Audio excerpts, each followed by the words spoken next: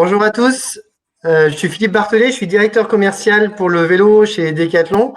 Je suis ravi de vous retrouver pour un nouveau webinaire consacré à la thématique suivante, comment sécuriser son vélo.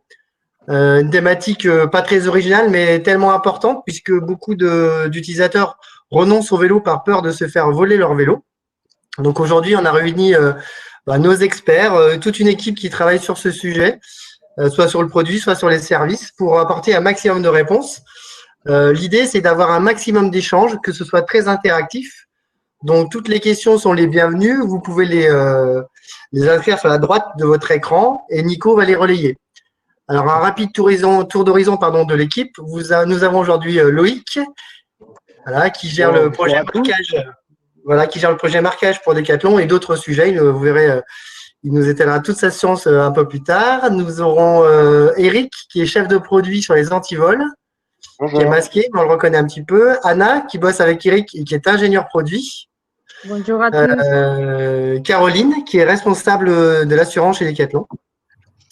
Et Nicolas, qui va animer ce webinaire avec moi. Et j'ai failli oublier, mais je ne vais pas les oublier, c'est en régie, Sébastien et Bérangère, qui relaient toutes vos questions et qui nous aident. Voilà, donc encore une fois, j'insiste sur le fait que toutes vos questions sont les bienvenues et l'idée, c'est vraiment de répondre à vos questions plus que de faire un exposé, parce que sinon, ça ne sera pas très sympa. En général, ce qui marche, c'est l'interaction. Alors moi, je vais essayer de poser les questions en direct, donc n'hésitez pas à… Allez-y, soit sur l'onglet questions, soit sur l'onglet chat. Et j'ai déjà une question, Philippe, c'est comment on choisit son antivol?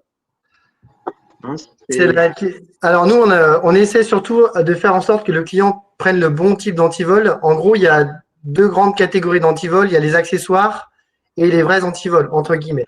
Sachant qu'il n'y a aucun antivol qui permet de garantir à 100% le fait que le vélo ne sera pas volé, malheureusement, parce que les voleurs ont plein de tactiques ou de techniques différentes. En tout cas, nous, on dit qu'il y a les antivols accessoires et les antivols de sécurité, enfin les vrais antivols, les antivols de vélo. Donc, ils sont plutôt les chaînes et les U. Ce que je vais faire, je vais vous montrer mon écran de manière à ce que vous puissiez, si j'arrive à le partager. Et qu'est-ce qu'on appelle antivol accessoire? Parce que vas-y, montre-nous l'écran parce que moi, ça ne me parle pas trop. Hop, ça devrait fonctionner d'ici une petite seconde. Vous me dites quand c'est OK? C'est bon? Parfait. Donc, je vais sur un site que vous devez connaître. Decathlon. Hop, matériel de sport. Vous allez taper antivol dans le moteur de recherche. Ah, la connexion est lente. Ah, dommage. Alors, ça, c'est une première. Il y a toujours une première quand on est en direct. Eh ben, c'est du direct. C'est du direct. Bon, je vois sur le chat que Seb a dû t'envoyer le lien. Si tu veux peut-être passer par le lien. Voilà. Hop.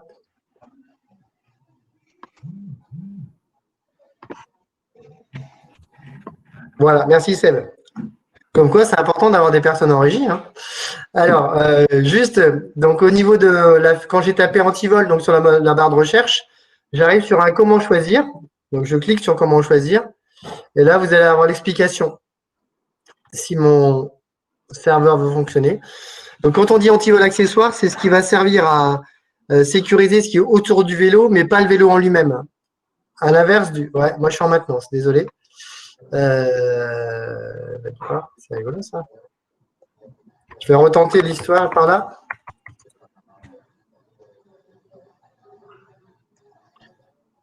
Excusez-moi.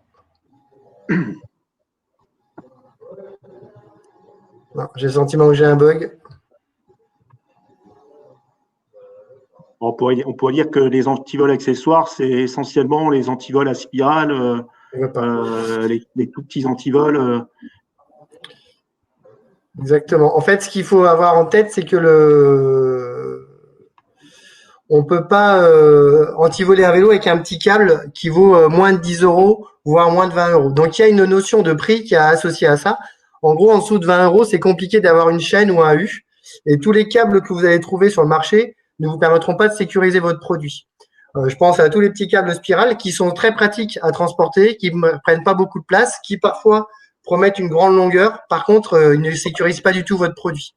Donc moi, on vous invite vraiment à utiliser plutôt une chaîne et un U, voire un segment. Donc c'est ces trois natures de produits qui en général apportent les meilleures promesses.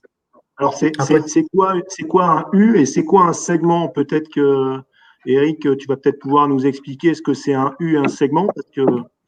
Et quels sont les avantages de ces antivols vélos? Alors, le U, donc c'est ce type de cadenas-là, on l'appelle le U parce qu'il a une forme de U. Un cadenas rigide, c'est le cadenas le plus couramment utilisé en France. Selon le pays dans lequel on se trouve, il existe des habitudes, je dirais, locales. En Belgique et en Hollande, on va beaucoup utiliser par exemple les chaînes avec ce qu'on appelle les ring locks, donc les cadenas de cadre. Et ensuite, on a également la catégorie des cadenas segments ou pliants qu'on retrouve beaucoup en Allemagne, qui ont l'avantage d'être très compacts et de pouvoir se fixer sur le cadre du vélo. Donc, on a le côté facile à transporter, qui est peut-être moins évident sur un U ou une chaîne. On doit souvent entortiller autour de la tige de selle du vélo. Voilà. Et en termes de sécurité, toutes les options se valent. C'est la qualité, je dirais, de la structure du cadenas, du métal qui est utilisé, de la serrure qui définissent le niveau de sécurité de chaque cadenas, mais pas vraiment la forme du cadenas. Parce que j'ai vu, moi, en magasin, je sais qu'un cadenas noté entre 1 et 3, c'est de l'antivol accessoire. Ensuite, il y a 4 et 6, c'est plutôt de l'antivol vélo, mais pour de l'arrêt courte durée. Et au-delà de 6, donc de 7 à plus, c'est d'arrêt longue durée et assuré aussi. On parlera des assurances ensuite avec Caro, mais c'est défini comme ça, quoi. Oui, effectivement, c'est une bonne façon de hiérarchiser les modèles de cadenas entre eux dans notre offre. Chaque fabricant a une grille d'évaluation qui lui est propre, basée sur des protocoles de test qui leur sont propres et qui sont plus ou moins proches entre les marques, mais avec des nuances, et qui permettent, in fine, aux consommateurs de s'orienter vers un cadenas plutôt qu'un autre. Et comme tu le disais très bien, Nico, effectivement, dans certains pays, le niveau de sécurité des cadenas est défini par une note et par des labels. Donc, on parlera des labels ART, par exemple, en Belgique, en Hollande, Solid Secure en Angleterre. Et en fait, ces labels-là sont des prérequis pour les assureurs afin d'assurer ce vélo dans certains pays, puisque ces standards-là définissent la qualité, le niveau de sécurité du cadenas qu'on achète. Ouais. Les labels, je pense que Anna, tu nous en parleras tout à l'heure. Il y a déjà une question de Marie là, qui nous demande à quel endroit nous devons positionner les antivols pour bien sécuriser son vélo. C'est déjà une bonne question. Je crois que Philippe, tu as des photos là. Si c'est un antivol, alors pour bien poser, alors il y a deux choses. Quand on le transporte sur le vélo et quand on attache le vélo. Il y a la chaîne en général qui est, quand on la transporte, on l'enroule autour de la tige de selle ou du tube de selle, ça se passe plutôt là. Parce que ça gêne pas au niveau de la direction. On évite en général plutôt sur la direction où ça peut être limite dangereux. Donc on a plutôt tendance à conseiller sur une partie fixe du vélo. On a l'antivol segment qui lui est livré avec un étui qui se fixe sur les vis de porte-bidon. Et après sur les U, on a pas, alors certains U ont un support, d'autres ne l'ont pas. En tout cas, je sais que l'équipe a travaillé pour qu'on ait un support l'année prochaine ou prochainement pour transporter tout type de U et ça va se fixer à l'arrière du cadre. Ça, c'est pour transporter le produit. Et après, il y a la notion de comment j'antivole mon vélo pour pas me le faire voler, ce qui est la première fonction d'antivol. Et le premier truc, le plus important, c'est d'antivoler le vélo, donc le cadre. Parce que si vous antivolez une roue ou voire une partie haute, par exemple le guidon, il y a toujours le risque de se faire voler le vélo. Donc, le vélo, oui, puisque le voleur vous laissera la roue, mais il n'aura plus qu'à racheter une roue, voire aller s'en servir sur un autre vélo d'une autre roue, et avec deux parties, il va faire un vélo complet. Donc, c'est vraiment important de toujours attacher le vélo par son cadre et d'attacher à un point fixe digne de ce nom. C'est-à-dire que il existe, on voit parfois des vélos attachés à un point fixe qui est bas, mais il suffit de lever le vélo et dans ce cas-là, le antivol il est décroché de son support. Donc il ne sert absolument à rien. Donc c'est des choses qu'on voit régulièrement et voir sur des vélos assez chers, où soit l'antivol n'est pas de bonne qualité, soit le vélo est mal antivolé. Oui.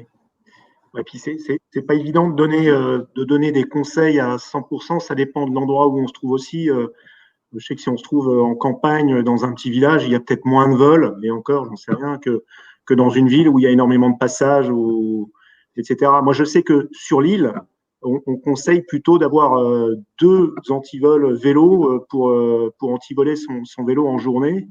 Et on déconseille même d'envoler son vélo dans un lieu public à des moments la nuit. Je sais pas ce que. Vas-y, Philippe ou Eric, tu conseilles quoi, toi? Effectivement, en fait, la réponse, elle est assez claire. En fait, il faut faire appel à son bon sens, hein. C'est-à-dire que si on utilise le cadenas, on a effectivement nettement moins de chances de se faire voler son vélo. C'est même la meilleure des garanties aujourd'hui de conserver son vélo longtemps, c'est d'utiliser 2 cadenas, idéalement différents. Différents pourquoi? Parce que ça va supposer pour le voleur le fait d'utiliser des outils différents et des techniques différentes pour les ouvrir, puisque chaque type de cadenas a je dirais, ses failles, ses points faibles. Les voleurs en général sont souvent des experts d'ailleurs et savent très bien quelle technique et quel outil utiliser en fonction du type de cadenas à utiliser sur un vélo. Si vous avez 2 cadenas de sécurité élevés mais différents d'un point de vue modèle, ça va lui supposer le double de temps à investir, je dirais, pour pouvoir subtiliser le vélo. Donc, en général, ce que font les voleurs, c'est plutôt se diriger vers la plupart des vélos qui n'utilisent souvent qu'un seul cadenas. Donc, ça vaut vraiment la peine. C'est vraiment un investissement qui vaut la peine d'être réalisé. Mais il faut bien le faire, c'est-à-dire choisir des cadenas vélo et pas accessoires.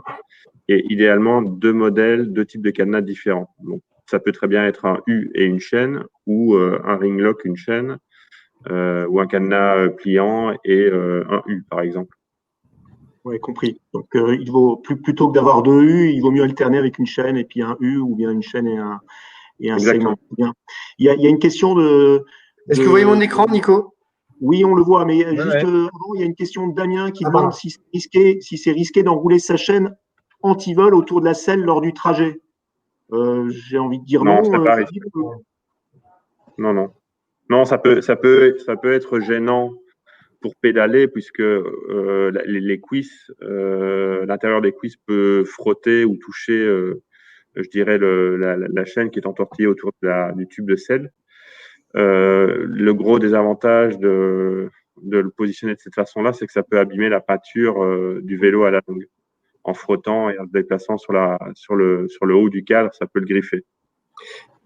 Il faut aussi faire attention parfois au passage du câble de frein arrière ou de la gaine qui pourrait être contraint par la chaîne, donc ça dépend de la forme de vélo, mais globalement, sur une tige de selle comme là, assez haute, ça passe assez facilement. D'accord. J'ai Michael aussi qui pose une question sur la recommandation particulière pour des vélos pliants. Moi, j'ai envie de dire, un vélo pliant, on peut l'amener facilement à son bureau ou on peut l'amener… C'est un peu l'argumentaire qu'on utilise pour le vélo pliant, c'est-à-dire que c'est le vélo qui vous suit partout, donc il est moins exposé au vol logiquement parce que vous l'emmenez dans votre bureau, vous le mettez dans votre coffre de voiture, donc vous le mettez, il est moins exposé, il reste moins dans la rue en général.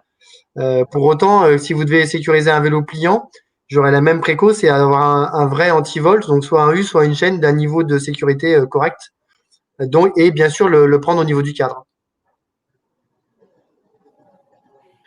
D'accord. Alors, il y a aussi… Attends, que j'ai la photo, Nico. Je voulais juste montrer photo. Ouais, juste celle-là parce qu'elle est édifiante.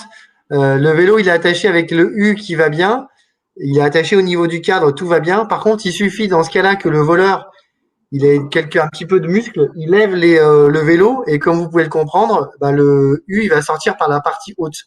Donc le voleur va être embêté avec un U au niveau du cadre, mais quand il arrivera chez lui, il aura tout le loisir, tout le temps qui lui sera nécessaire pour casser le U.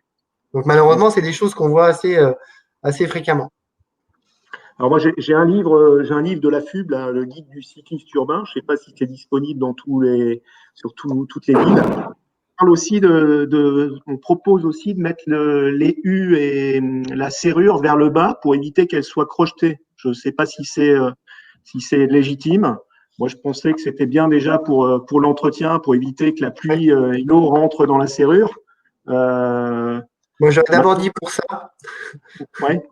Parce qu'en fait, quand vous mettez la serrure à l'eau, forcément, l'eau rentre. Et donc, ça veut dire que régulièrement, il faut mettre un petit coup de lubrifiant à l'intérieur pour entretenir la serrure et le mécanisme et pour que votre U ou votre chaîne soit toujours facile à ouvrir.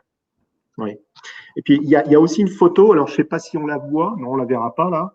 C'est une photo d'une chaîne qui est posée au sol et on déconseille d'antivoler son vélo avec la chaîne posée au sol. Je suppose que c'est plus facile à casser, quoi.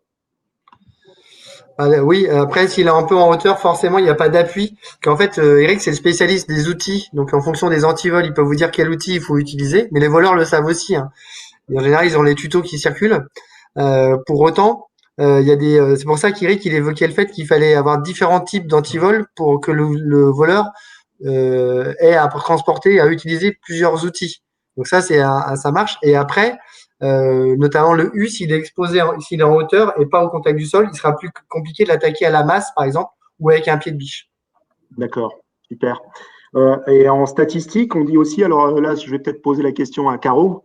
En statistique, on dit qu'il y a 50% des vols environ qui se font chez les gens, chez les particuliers. Qu'est-ce que tu pourrais nous dire par rapport à ça? C'est vrai qu'il faut, même si on s'entend bien avec ses voisins, il faut quand même être vigilant. Et c'est pas parce qu'on le met dans le local de l'immeuble qu'il est en sécurité. Nous, on a des statistiques un peu plus basses. Alors peut-être parce que les gens se sentent assurés quand ils ont leur vélo chez eux. Ils sont peut-être couverts par leur assurance habitation. Ça, c'est des choses qu'il faut étudier. Il ne faut pas hésiter à solliciter votre assurance habitation pour savoir si oui ou non vous êtes couvert dans les parties communes de l'immeuble, parce que souvent ce n'est pas le cas. Donc voilà, nous on a quand même une grosse tendance sur le vol sur la voie publique. On est à 80% des vols qui sont déclarés chez nous qui sont faits sur la voie publique. D'accord. Bon, on reviendra vers toi après, Caro, par rapport à toutes ces notions d'assurance. J'ai Louis qui demande s'il y a un intérêt à protéger sa selle avec un antivol. Alors, je sais qu'il existe aussi des accessoires, des vis spécifiques. Il y a deux choses. Il y a soit on utilise ce qu'on appelle l'antivol accessoire. C'est pour ça que nous, on vend régulièrement le mini U avec le câble qui permet de sécuriser l'ensemble et donc de passer par le chariot de selle, d'aller récupérer la roue arrière et la roue avant. Et donc, ce câble, il est évidemment, son niveau de sécurité, c'est pas un niveau de sécurité comme un U. Par contre, il reste dissuasif et il vient protéger des accessoires. Ça, c'est la première chose. La deuxième chose, c'est de remplacer ce qui est monté à l'origine, en général, des serrages de selle avec écrou, donc boulon ou un serrage rapide. On peut le remplacer par un système anti-vol. Donc, il y a une clé particulière. Donc, ça existe aussi. Donc, et d'ailleurs, en général, c'est pour la selle et c'est aussi pour les roues avant et arrière. D'accord. Alors, là, il y a certains pays, petite subtilité, notamment à Londres, les Anglais font souvent ça, c'est de retirer la tige de selle et de l'emmener au bureau pour avoir un antivol supplémentaire, c'est-à-dire qu'un vélo sans selle, c'est forcément moins pratique. Donc, ça se voit un peu moins en France. Il y a quelques années, c'était très courant, de moins en moins on le voit. Oui. Alors là, j'ai une question de Fabio qui demande, alors je vais énumérer les trois questions. La première, c'est Fabio qui demande si on a prévu de proposer autre chose que des râteliers pour pouvoir mieux sécuriser nos vélos. Pas mal de personnes viennent se fournir chez vous pour fournir un aménagement vélo à du public. On en parlait hier, Philippe, avec Decathlon Pro. Ouais, alors on est en train de travailler avec une société qui s'appelle Motez, qui est basée dans le Nord, pour des systèmes, pour référencer des systèmes. Alors c'est plus de la collectivité, mais on commence à avoir une vraie demande sur ces produits-là, pour l'aménagement des locaux communs notamment. Et donc avec des points d'ancrage dans le dur, c'est-à-dire soit sur le mur, soit sur le sol, pour apporter un vrai point d'ancrage qui correspond au vélo qu'on veut protéger. Donc c'est en cours de référencement. Il y a deux choses. On va vendre sur Internet un système qui est au vélo. Donc ça, comme ça, chaque personne peut sécuriser, créer un point de fixation pour lui-même dans son bâtiment. Et l'autre, c'est plutôt d'avoir quelque chose qui s'adresse à un syndic, par exemple, de copropriété pour lui apporter une solution. Alors Fabio, si vous êtes intéressé, on peut vous envoyer le lien. Seb, si tu peux envoyer le lien ou prendre les coordonnées de Fabio pour rentrer en relation avec Patrick, qui s'occupe de ça. Thomas, lui, on parle d'un deuxième, sa question. Bonjour, vous parlez d'utiliser un deuxième antivol d'un autre type. Quel antivol en plus d'un U pourrait ralentir un voleur équipé d'une disqueuse à batterie? La chaîne et le bordeaux s'ouvrent assez facilement aussi avec une disqueuse. Eric, tu as peut-être une solution miracle, même si la disqueuse portative, c'est…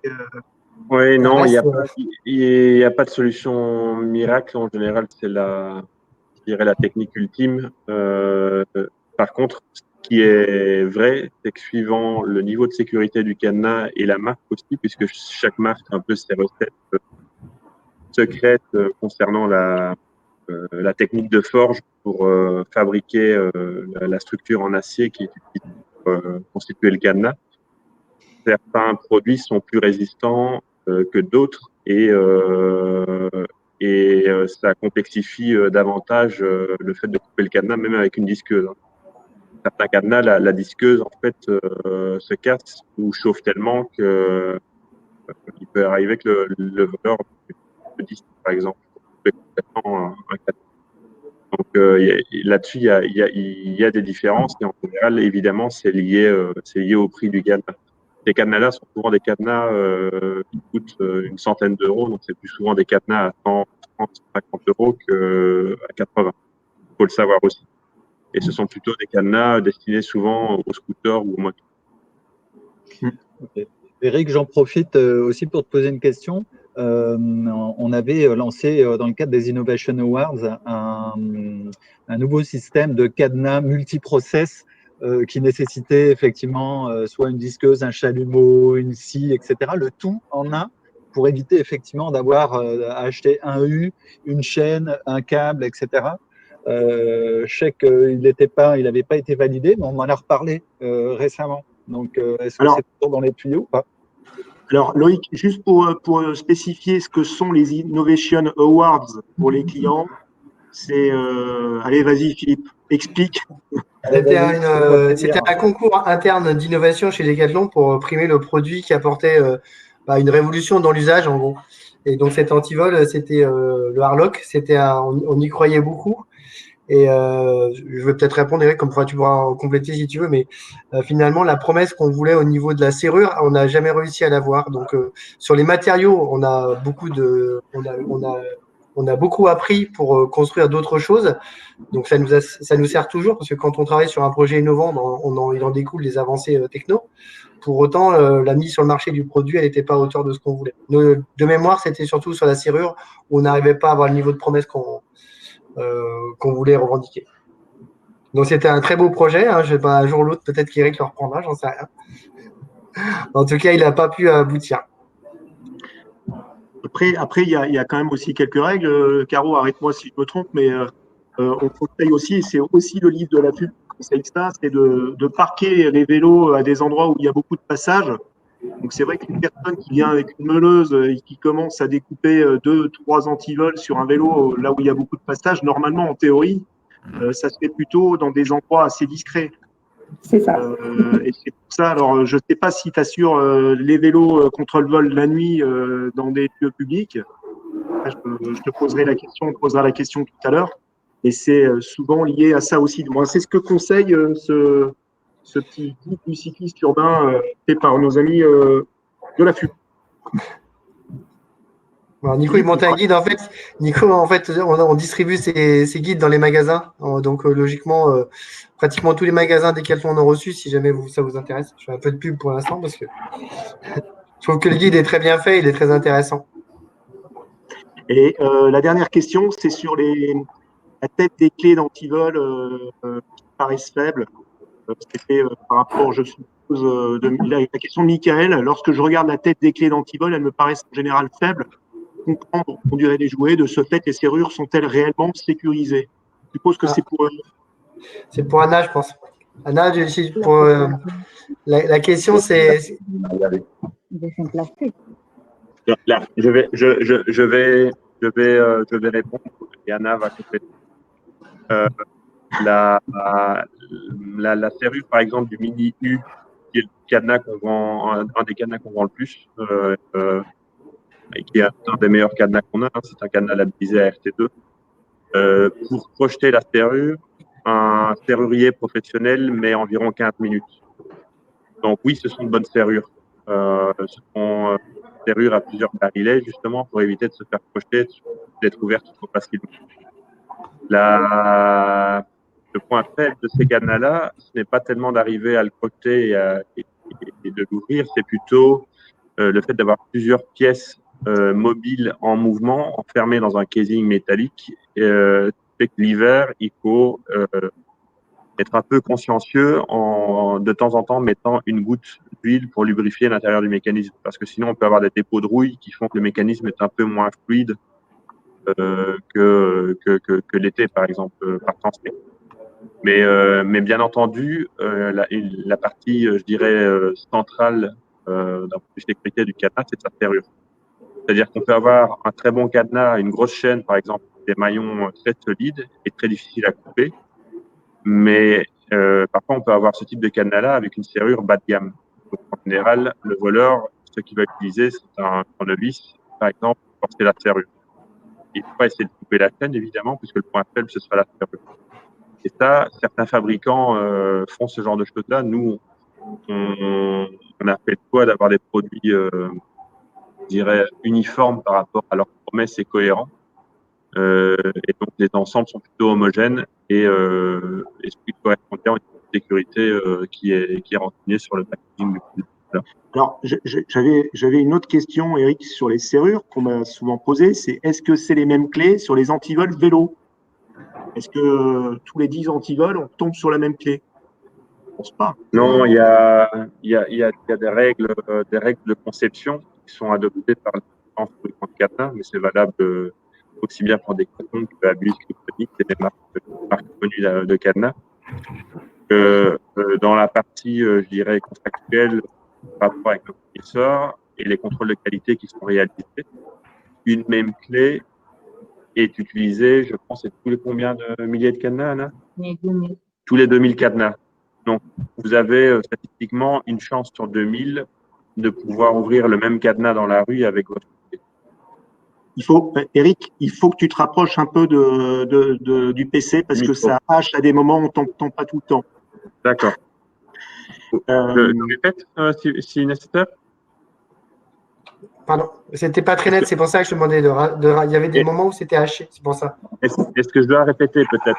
Non, je pense que c'était bon, mais est-ce que Eric doit répéter?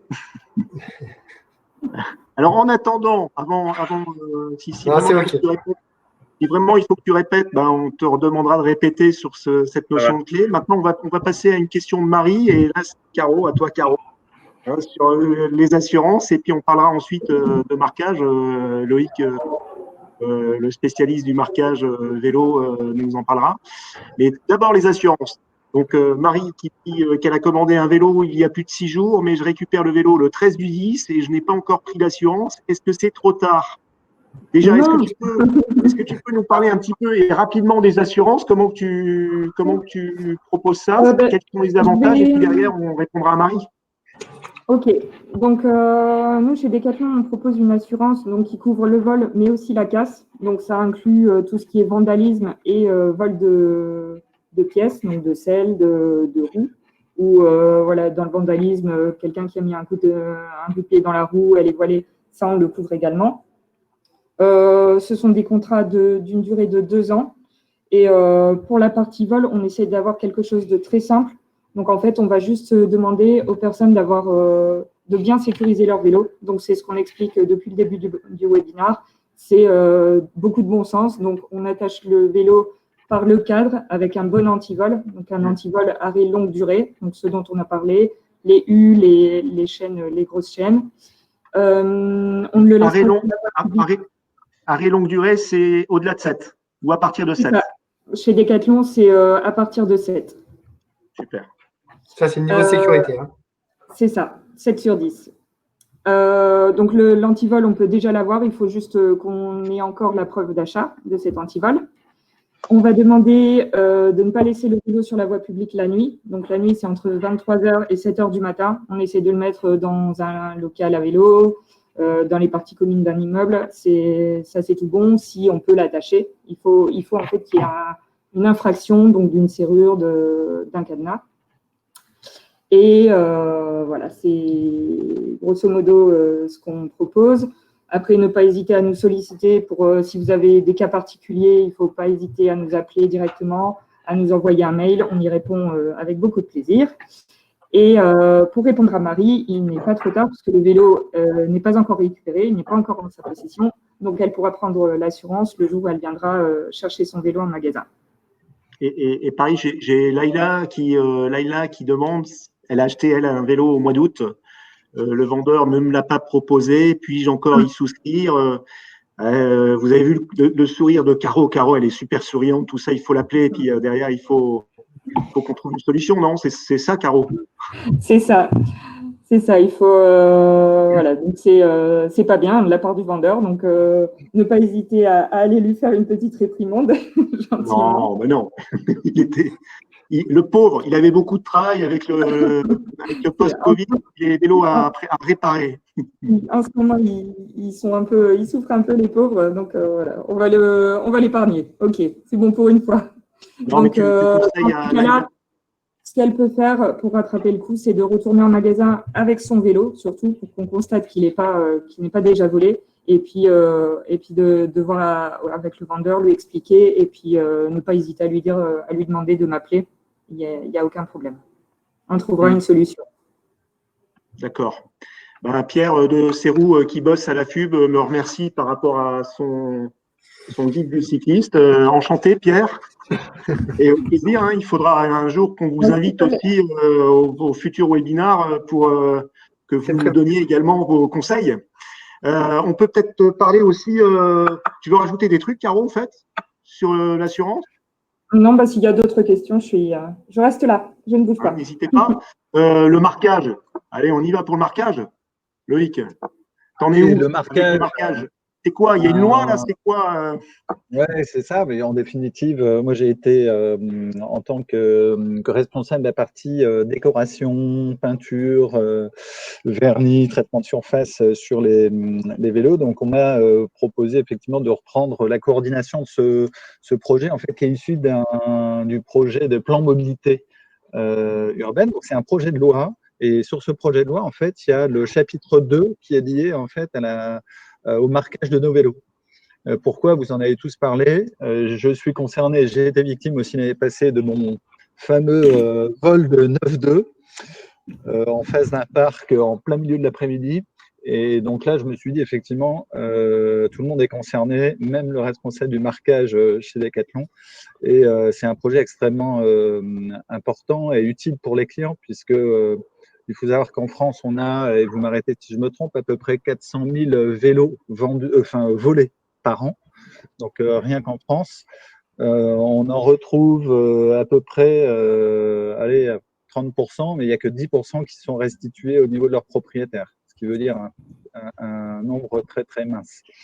Et donc, l'intérêt du marquage et la proposition du décret, donc c'est un projet de loi qui va arriver ici au 1er janvier 2021, où chaque vendeur, distributeur de vélos neufs, dans un premier temps, sera dans l'obligation de marquer son vélo. Donc, marquer son vélo avec un code qui nous est fourni par une association qui a été créée à l'occasion et qui est pilotée par le ministère de la mobilité et du vélo. Donc, c'est l'APIC qui va générer en fait des codes uniques et les mettre à disposition des revendeurs de vélos neufs, mais aussi de vélos d'occasion à partir du 1er juillet 2021. Donc, ça va couvrir l'ensemble du domaine. Donc, le code sera, je peux vous partager rapidement mon écran, j'avais préparé un slide. Partager un média, partager l'écran. Et là aussi, c'est super bien fait, explication. Et donc, l'APIC, effectivement, ce qui est intéressant, c'est que c'est une association qui a été créée à la fois par les utilisateurs, mais aussi par les usagers et aussi les opérateurs. Donc, c'est ça qui est intéressant. Donc, on a les deux parties qui sont prenantes là-dessus. Donc, en gros, voilà ce que va donner un peu je sais pas, mon écran. Alors, c'est haché, vas-y doucement. Ouais, on a quelques soucis de connexion avec Loïc. Loïc, tu nous entends? Peut-être le partage Alors, d'écran. Loïc, Jean-Michel, je n'entends plus Loïc. Thierry, Ouais, Thierry et Jean-Michel, hein, c'était toute ma jeunesse. En fait, il voulait montrer, je pense, le process où se trouvaient les. Attends. Ouais. Loïc Étlanton. Je pense que Loïc, pardon. Je pense que Loïc voulait montrer le process où se trouvait l'étiquette, sachant qu'elle va être visible. L'idée, c'est que l'étiquette, elle est vraiment fermement collée. Donc, quand on dit étiquette, elle peut paraître léger, mais le process, il permet de vraiment s'ancrer sur la peinture et il peut être retiré, gratté, entre guillemets, sauf qu'il restera forcément des traces. Donc, il faudrait, entre guillemets, soit repeindre le vélo, soit faire enfin, on peut limer, mais en tout cas, ça va pas être anodin sur le vélo. Donc, ça va être un élément, on espère, dissuasif. En tout cas, c'est l'idée. Et c'est ce qu'exprimait aussi Loïc, c'est sa volonté de pouvoir le rattacher à un utilisateur. Donc, il va y avoir un fichier qui va être géré en parallèle pour faire le rapprochement entre le vélo et la personne qui a déclaré ce vélo. Que ce soit d'ailleurs un vélo neuf ou un vélo d'occasion, puisque la prestation, elle pourrait être faite par les différents opérateurs en France, dont Decathlon. Alors, je pense, il y a Thomas qui pose la question, comment ça se passe pour revendre son vélo une fois qu'il est marqué? Il y aura une traçabilité, il faudra peut-être Il y aura faire certainement un transfert, un certificat, j'imagine, comme les voitures. Je ne suis pas facture expert sur ou le un sujet. certificat ou une déclaration d'achat du vélo d'occasion, quoi. Ouais, c'est ça. Comme pour les voitures. Quand on cède une voiture à un tiers, il y a un transfert de propriété. Ouais. Et Nicolas qui nous dit pourquoi ne pas avoir fait un partenariat avec BC-Code pour le marquage. Je ne sais pas, Nicolas. Ah, je sais pas. Je sais que sur le magasin de Between Village. Je pense que c'est frappé, les cadres sont frappés, non? C'est pas ça? Je pense que BC-Code, il y a la notion de frapper le cadre. Oui. Et pour certains fabricants, ça serait bien que Loïc réponde. Il me semble que pour certains fabricants, c'est attaquer à la peinture, entre guillemets, c'était pas accepté. Et puis sur un cadre carbone, par exemple, moi j'ai un vélo carbone, jamais on frappera mon vélo carbone, Phil. Je suis pas sûr, je voudrais pas dire de bêtises sur le BC-Code. Je sais qu'il y a plusieurs technos, oui. Il y a Parabol, il y a BC-Code, etc. Donc il y a plusieurs technos qui existent. On va attendre que Thomas se reconnecte. Loïc. C'est Loïc, mince, c'est Loïc, pardon. C'est Thomas qui pose la question, c'est Loïc qui devait répondre. Et on va quand même demander à Eric le futur. Le futur, Eric, toi, je sais que tu bosses pour l'instant pour des vélos du futur avec un tracking. Oui, alors ce ne sont pas. Je ne sais pas si on peut parler de vélo du futur.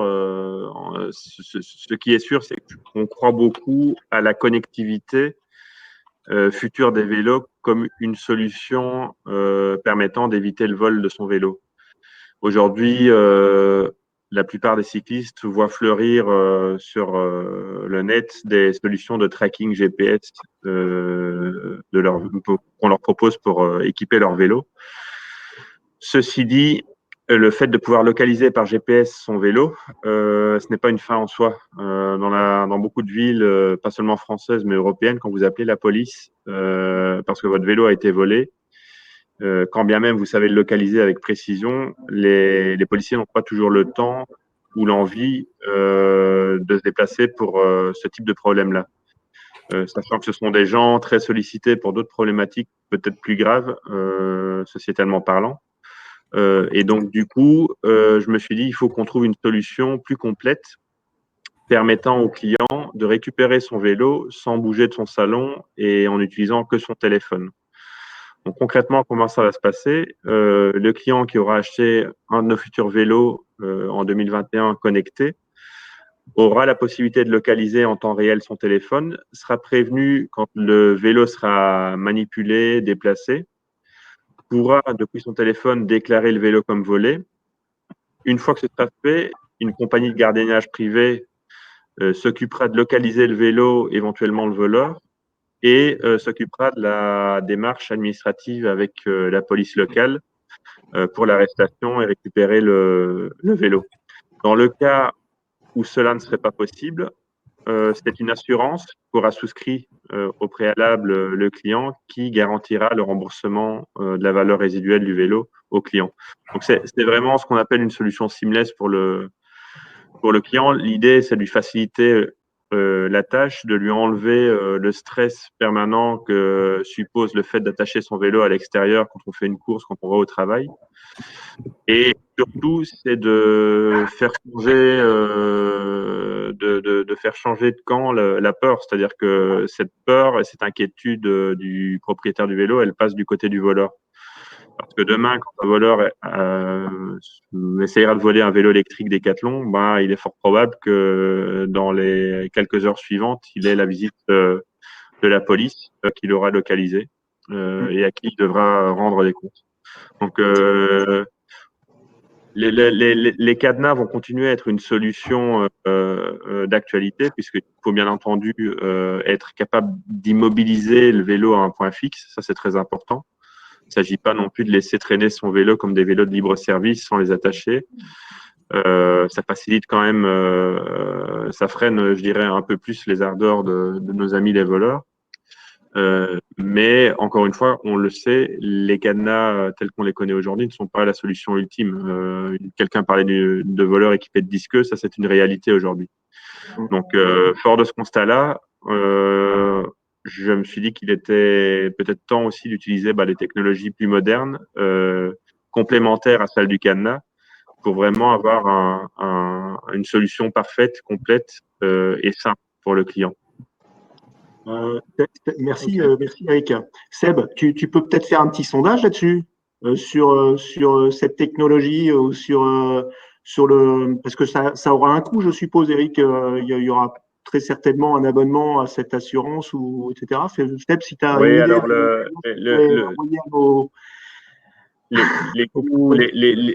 coût de l'assurance et de la solution en soi sont extrêmement bas si on le compare par exemple avec le coût d'une assurance pour une voiture. En règle générale, l'ordre de grandeur, c'est 10 fois inférieur à celui d'une voiture. Donc, si vous payez 80 € d'assurance Omnium pour votre voiture par mois, pour une solution complète sur votre vélo, donc assurance, service, bike recovery, donc le service de gardiennage privé qui s'occupe de récupérer votre vélo chez le voleur, entre guillemets, ça coûte entre 7 et 8 € par mois. Voilà. D'accord. Et ce sera gratuit la première année. Je suis revenu. Est-ce que vous m'entendez? Vas-y Loïc, c'est à toi. C'est à toi. Impeccable. Je suis désolé pour cette interruption, perte de réseau. Donc je vois les différentes questions entre-temps. Je ne sais pas si j'ai manqué quelque chose. Mais j'ai essayé de répondre, mais je suis pas sûr d'avoir bien répondu. Donc comme tu es revenu, je pense que c'est mieux. On t'attendait, réponds. Ouais, très bien. Donc la première réponse. Alors comment ça se passe pour revendre son vélo une fois qu'il est marqué? Donc en définitive, chaque client qui viendra dans nos magasins aura cette étiquette qui sera positionnée sur le vélo. Alors c'est pas une étiquette classique, hein, c'est vraiment, on est en train de développer une étiquette qui résiste à plusieurs caractéristiques techniques, donc résistance à l'abrasion, résistance au Karcher, etc., etc. Donc on a défini le cahier des charges avec l'USC, l'Union Sport et Cycle. Donc je suis représentant d'une dizaine de personnes qui ont travaillé sur ce cahier des charges. Donc il viendra effectivement acheter ce vélo en magasin ou sur Internet ou ailleurs, et il y aura un enrôlement qui sera fait, donc avec des basiques d'informations, un nom, prénom, email et téléphone pour pouvoir le contacter en cas de vol, pour pouvoir retrouver effectivement son vélo. Le client aura tout à fait la possibilité, un peu comme un certificat d'immatriculation de sa voiture, une carte grise, lors de la vente de son véhicule, de son vélo. Donc, il fera une session auprès du nouvel acquéreur, donc en renseignant les nouveaux coordonnées de l'acquéreur. Et en définitive, ce qui est intéressant, c'est que par le biais du site de l'APIC, une personne qui va aller sur des sites de revente de produits d'occasion pourra vérifier si le produit en question, si le vélo en question est sur un statut volé ou pas. Et donc, pour revendre son vélo, pour répondre plus précisément à la question, il faudra remettre à jour les coordonnées du nouveau propriétaire. D'accord. Sur la question suivante qui est intéressante, pour qu'on ne pas avoir fait un partenariat avec BicyCode pour le marquage, En définitive, on s'est posé la question quel type de marquage on va utiliser chez nous. Est-ce que c'est des solutions type gravage comme Bicicode ou Paravol ou autre? Est-ce qu'on va utiliser plutôt des systèmes de résine un peu sophistiqués avec du carbone, etc. Ou est-ce qu'on part plutôt sur une solution un peu plus environnementale qui est l'étiquette durable? Et en fait, on est plutôt parti sur l'étiquette puisque il faut savoir qu'on vend aussi des vélos haut de gamme, notamment avec des cadres carbone, aluminium haut de gamme qui sont assez fragiles. Et Bicicode aujourd'hui proposait plutôt un système de gravage de nos cadres qui viendrait effectivement fragiliser ce type de vélo. Et comme on n'a pas voulu choisir X solution, on s'est plutôt orienté vers une solution unique d'étiquette. Donc, ça n'a pas été trop mal. Mais toutefois, effectivement, nous, on sera opérateur. Donc, en tant que revendeur, on sera opérateur pour mettre à disposition ces codes uniques sur nos vélos. On pourra également le faire pour les clients qui ont acheté leur vélo avant le 31 décembre 2020, puisque la date d'application, c'est ici le 1er janvier 2021. Et après, il y aura toute une série d'opérateurs aussi. En France, on sera 6 ou 7 à proposer ce service, donc Bicicode, Paravol, etc., qui vont proposer les mêmes services, mais passer par l'APIC pour avoir un numéro unique, un peu, je veux dire, standardisé, comme nos plaques d'immatriculation sur les vélos. La seule chose qui va différer, c'est que chez Decathlon, nous, on a choisi DK, donc ce sera nos 2 premières lettres qui désignent en fait le nom du vendeur, et ensuite un chiffre alphanumérique de 10 chiffres à la suite. Loïc, j'ai une question. Moi, c'est pour quand, à partir de quand je pourrais venir avec mon vélo, le faire marquer dans un magasin Decathlon?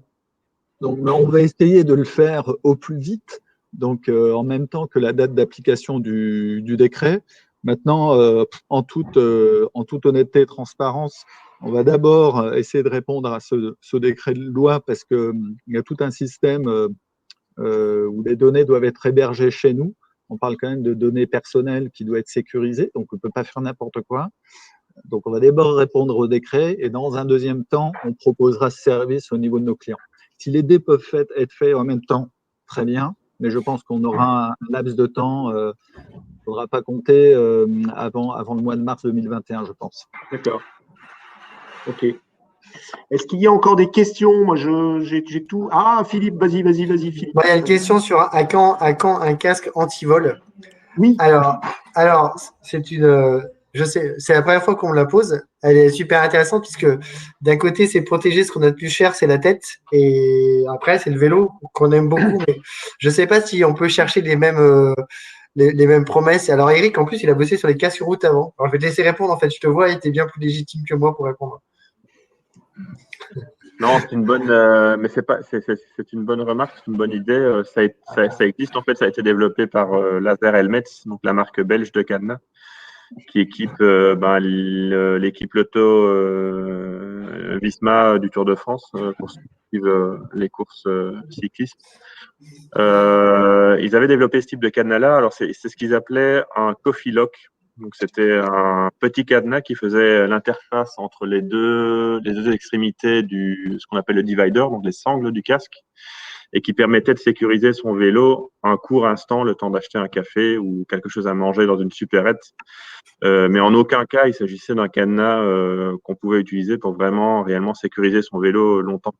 Il faudrait que les gens soient disposés à avoir une chaîne énorme, du coup, un peu comme celle qu'on utilise sur certains chiens.